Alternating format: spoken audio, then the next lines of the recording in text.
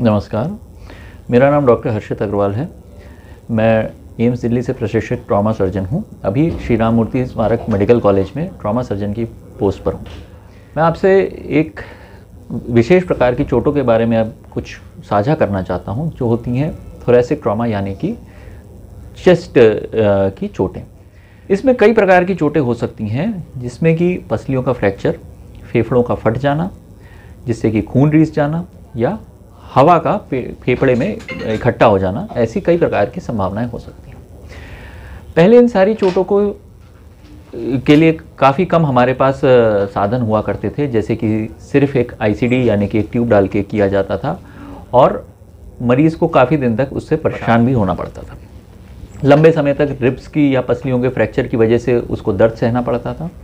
अब चीज़ें थोड़ी सी एडवांस हो गई हैं, तो एडवांस में हमारे पास नई टेक्नोलॉजीज़ भी हैं और नई तरीके की सर्जरीज़ भी हमारे पास अवेलेबल हैं, जिसमें कि अब हम लोग कई बार ऐसे ऑप्शंस भी हमारे पास होते हैं जिसमें कि हम लोग दूरबीन द्वारा फेफड़े का जो ख़राब हिस्सा है उसको निकाल सकते हैं। उसके अलावा हमारे पास ये भी तरीके होते हैं कि जब अगर पसलियाँ ज़्यादा फ्रैक्चर हैं तो उनको हम लोग स्क्रू और मेटल प्लेट्स के द्वारा उनको फिक्स भी किया जा सकता है, जिससे कि मरीज़ को लंबे समय तक दर्द की प्रॉब्लम नहीं रहती। इसके अलावा फेफड़े में और भी प्रकार के इन्फेक्शंस भी हो सकते हैं चोट लगने की वजह से, जिसमें कि पस पड़ सकता है। पस को निकालने के लिए सबसे पहला माध्यम ट्यूब द्वारा ही होता है। अगर ट्यूब अनसक्सेसफुल हो जाती है तो उसमें हमें सर्जरी करनी पड़ती है, जो सर्जरी हम लोग दूरबीन के द्वारा भी कर सकते हैं। उसको हम लोग वैट्स यानी कि वीडियो असिस्टेड थोरैकोस्कोपिक सर्जरी कहते हैं। वैट्स के माध्यम से जो फेफड़े के ऊपर पस जम जाता है, उस सारे पस को हम लोग गिनती के 2 या 3 छेद के द्वारा आराम से निकाल सकते हैं, जिससे कि मरीज़ की ऑपरेशन के बाद में रिकवरी ज़्यादा तेज़ हो जाती है। अगर मरीज़ वैट्स लायक नहीं हो पाता है या वो नहीं टॉलरेट कर पाता है तो हमें चीरे द्वारा भी ऑपरेशन करना पड़ सकता है, पर अमूमन ये वैट्स द्वारा हो जाता है।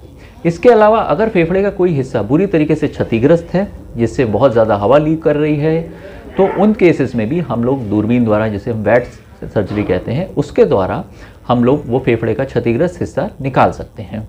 इसके अलावा हम लोग हमारे संस्थान में हम लोग ब्रोंकोस्कोपी यानी कि फेफड़े में एक अलग तरीके की नाक की नली द्वारा एक ट्यूब डालते हैं, जिससे कि ब्रोंकोस्कोपी द्वारा भी फेफड़े को अगर पूरा तरीके से पिचका हुआ है तो उसे खोला जा सकता है।